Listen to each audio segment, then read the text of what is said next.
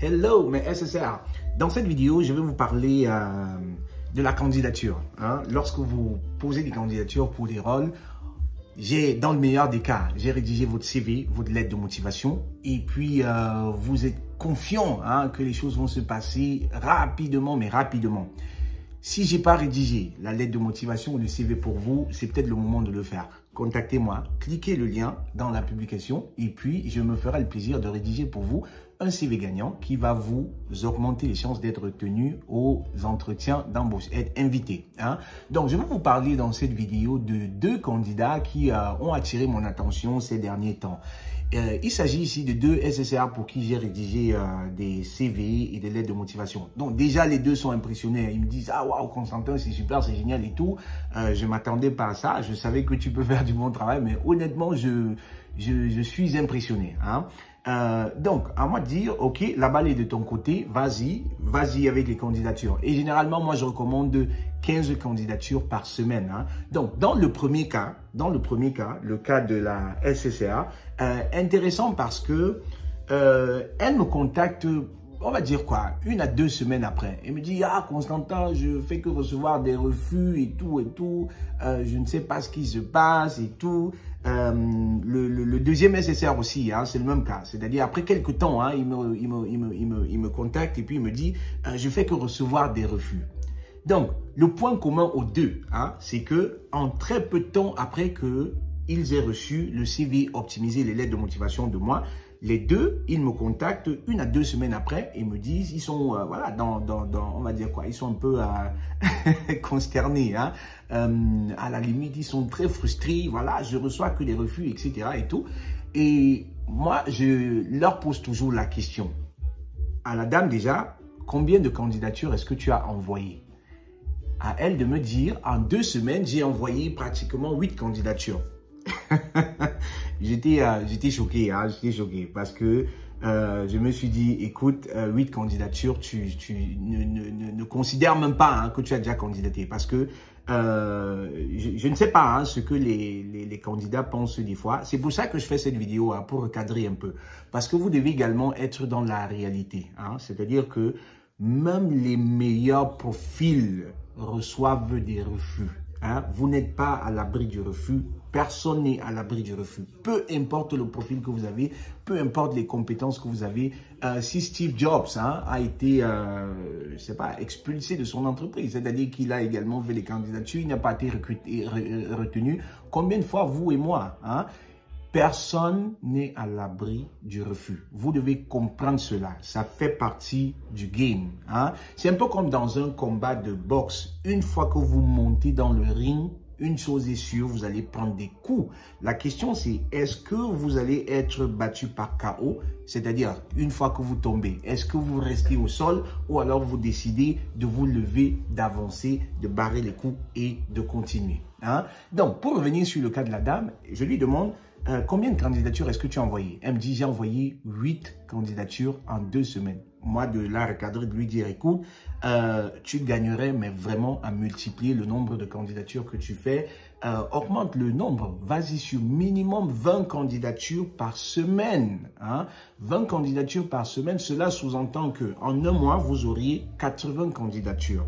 Et pourquoi je vous demande de faire 20 par semaine? Tout simplement parce que vous voulez laisser le temps aux entreprises de poster de nouvelles annonces. Donc, lorsque vous allez dans des sites, que vous utilisez Google, que vous utilisez Stepstone et tout, vous savez qu'il y a généralement des filtres. Choisissez les filtres 7 derniers jours de façon à cibler les opportunités qui sont intéressantes pour vous sur les 7 derniers jours. Vous allez envoyer vos candidatures pour cela. Je vous recommande d'ailleurs de ne pas envoyer des candidatures tous les jours.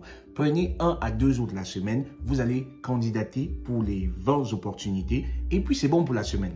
Vous pouvez vous concentrer à autre chose, peut-être préparer des entretiens d'embauche, peut-être vous êtes étudiant, peut-être que vous êtes travailleur. Ça veut dire que vous n'avez pas que ça à faire, même si la recherche d'emploi est un job à temps plein. Mais on est d'accord que vous n'avez pas que ça à faire. Raison pour laquelle vous devez être organisé. Donc, je dis 80 candidatures par semaine, les amis. Si vous avez un bon profil, il n'y a pas de raison que sur 80, vous n'ayez pas au moins 5 invitations aux entretiens d'embauche. Je dis bien sur 80 candidatures. Ce n'est pas seulement une question de qualité. Lorsque vous êtes dans la recherche d'emploi, il faut également miser sur la quantité. C'est-à-dire que vous devez miser plusieurs opportunités. Je le dis souvent, hein, mais ça c'est peut-être le sujet pour une autre vidéo. Si vous êtes un ingénieur, n'allez pas juste pour des postes d'ingénierie, hein, c'est-à-dire que des postes super techniques de développeurs. Allez pour des rôles de management aussi, hein, project manager, allez pour des rôles de commerciaux, hein, de marketing, comme product specialist, comme trips engineer. Vous voyez des choses comme ça, pour lesquelles vous avez le profil technique, mais qui ne sont pas dans le développement. Hein. Cela va maximiser vos chances en termes d'opportunités. C'est-à-dire que là, je parle de la quantité, hein. Misez sur la quantité, mais aussi sur la qualité. Hein? Et donc, sur 80, pour moi, il n'y a pas de raison que vous n'ayez pas au moins 5 interviews. Donc, je fais comprendre cela à la dame et je lui dis, sois tout simplement patiente. Parce que le comble dans tout ça, c'est que des refus qu'elle avait obtenus, sur les 8 candidatures, il y avait pratiquement 4 qui ne lui avaient pas encore répondu. Vous voyez? Donc, et ça, c'est aussi un point commun aux deux. Cette attitude-là d'extrapoler ou alors d'exagérer le négatif. Hein. Dans le cas du monsieur, il a candidaté, je pense qu'il a respecté le conseil. Hein, j'envoie plusieurs candidatures. Mais 1-2 semaines après, il me contacte et me dit, écoute, je fais que recevoir des refus. À moi de lui demander combien de refus sur combien de candidatures. Il était déjà pratiquement 40 ans, mais il a reçu quoi? Quelque chose comme 4 ou 5 comme ça. C'est-à-dire que en termes de pourcentage, c'est minable. Hein, où je me dis, mais écoute, c'est normal, hein? C'est normal que lorsque tu candidates, que tu reçoives des refus. Et puis, ceux qui t'envoient les refus, généralement, c'est ceux pour lesquels, peut-être parce qu'on a déjà un autre candidat, peut-être parce que tu n'as pas le profil. Et donc, c'est facile de répondre rapidement en te disant non, tu n'as pas le profil. Par contre, ce qui est intéressant, c'est ceux qui ne t'ont pas encore répondu. Pourquoi? Parce que ils sont en train de considérer ta candidature. Et dites-vous que les entreprises ont besoin de filtrer les dossiers. Alors, c'est pas comme si ça se fait à l'arrache comme ça. On a besoin de rassembler d'abord les candidatures, de filtrer les candidatures avant de répondre aux candidats. Et le processus demande 1, 2, 3 semaines, des fois 4 semaines. Des fois, ça met même des années. Il y a quelque temps, hein, je recevais un email avec un refus d'un poste pour lequel je candidatais il y a 2 ans. Je l'ai reçu 2 ans après. J'ai reçu le refus 2 ans après. Je ne sais pas ce qui se passe hein, dans la tête de ces gens-là. Mais bon, j'imagine que ça faisait partie du processus. Il faut absolument me répondre. Et donc, les amis, comprenez que ça demande du temps pour qu'on vous réponde. Et vous devez être patient.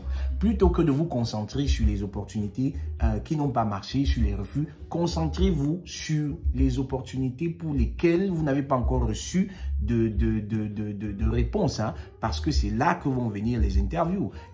Concentrez-vous également à envoyer encore plus de candidatures pour maximiser.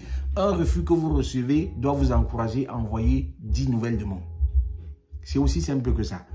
Un refus que vous recevez doit vous encourager à envoyer 10 nouvelles demandes. Pourquoi? Parce que les refus, ça fait partie du game. Hein. Vous ne pouvez pas les éviter. Hein. Et je vais conclure la vidéo en vous conseillant, les amis, ne mettez pas le cœur. Parce que je vois toujours des gens qui mettent le cœur. Je vois des gens qui me contactent et tout et me disent, Constantin, je veux absolument avoir ce job. Hein. Je fais le CV pour eux. Oui, c'est bien beau. Je fais la lettre de motivation adaptée à ce rôle-là et tout. Et ils vont candidater. Et je constate hein, un certain degré d'ambition, un certain degré d'engagement pour ce rôle précis-là. Et à moi, des fois, de les retenir en leur disant, écoute, ne mets pas le cœur. Hein, parce que les contrôles, les facteurs de rétention d'un candidat, ils sont nombreux, ils sont divers. Hein, et des fois, il y en a, tu ne peux pas influencer malgré le bon profil. Hein.